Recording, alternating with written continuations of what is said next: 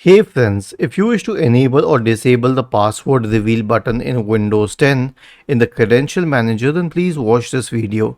Now I'll tell you why it's important, but first of all let me show you the credential manager.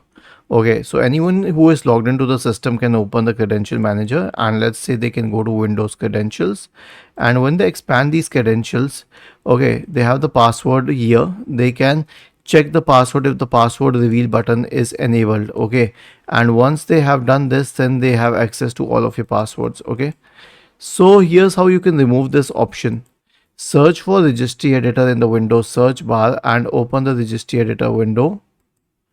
Okay, now go to HKey current user, software, policies, Microsoft and Windows.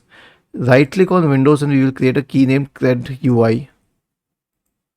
Right click, new key, Cred UI. In the right pane, you will create a DWORD 32-bit entry named disable password reveal. Right click, new DWORD 32-bit value, disable password reveal. Double click, change the value data to 1. Click on OK, close it, and reboot your system. The password reveal button will be disabled and you will not be able to check any password, or no one will be able to check your password. Was this helpful?